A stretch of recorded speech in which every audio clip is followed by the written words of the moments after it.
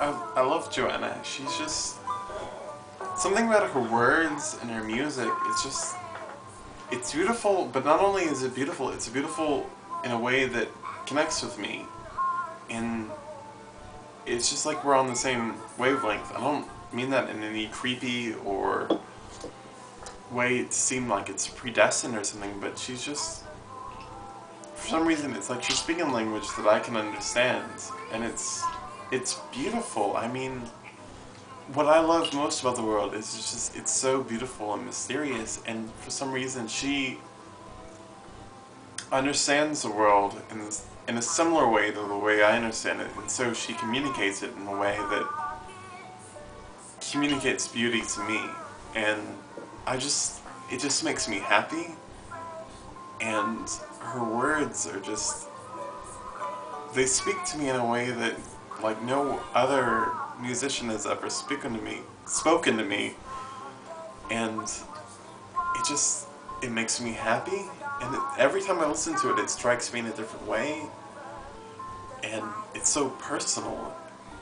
It's beautiful. I mean, she codes her life experiences as these poems, these stories, and I want to know more, but I know I can't know her personal story, so I have to kind of interpret it personally, and that's kind of what I'm trying to do with my comic book that I'm writing, is kind of look at it as her story, but look at it as something I can't understand as the way she's writing it, so I have to understand it through myself, and so I draw the pictures and interpret the story.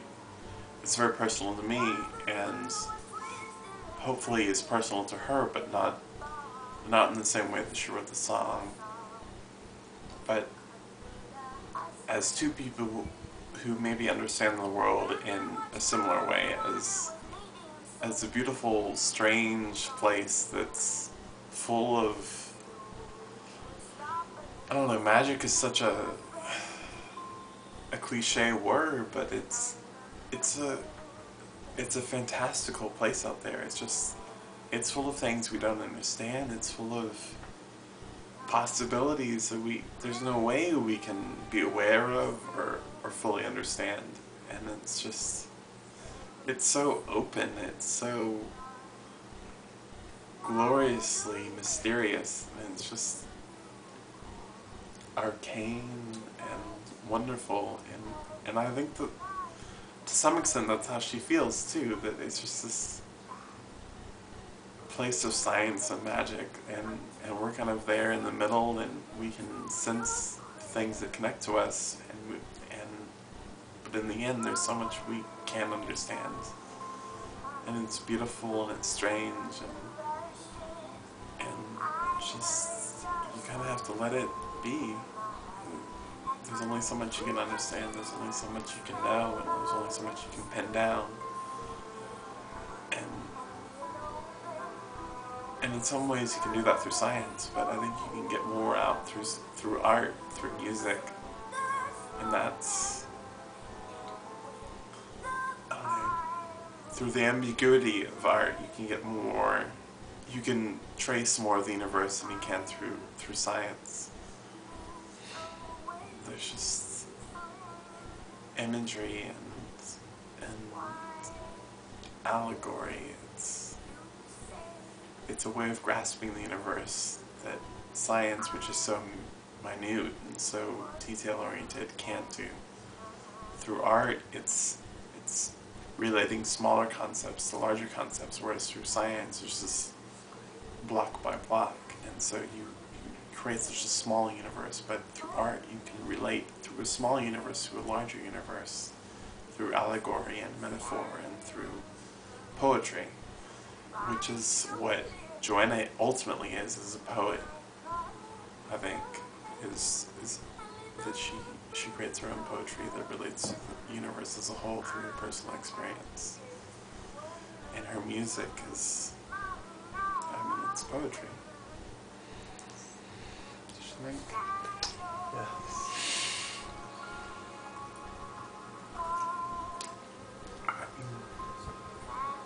It's just, beauty is, I think beauty is coming to terms with the universe you can't understand, but you understand that it's maybe not even good, but it's not malevolent. It's something that exists into itself. That's not concerned with you. It's just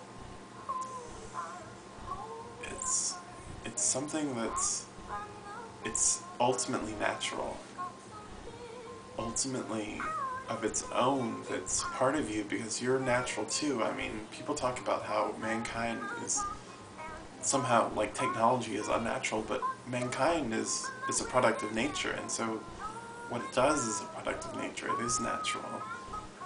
And it's like the artist connects us with greater nature, the nature that we don't understand, that we can't understand. And I don't know, it's beautiful and it's so big. It's that bigness in the universe that we can't ever understand. It's just, I don't know,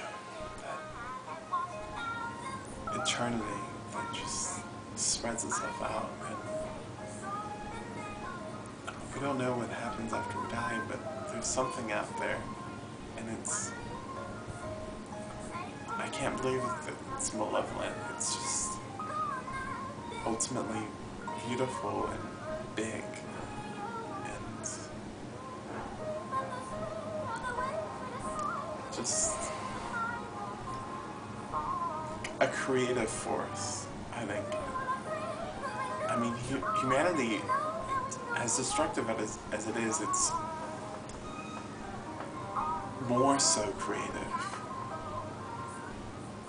I think that's what's so special about people, is that, I mean, animals, they create their own kind, but other than killing things to eat, I mean, they're not a creative force. But mankind is creative. They create art, they create structures, they create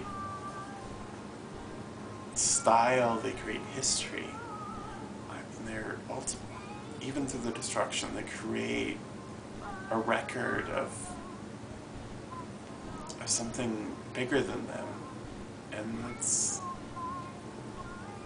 I don't know, creativity is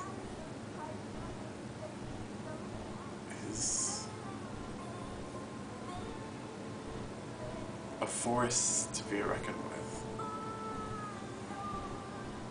It's beautiful. I think creativity is beauty.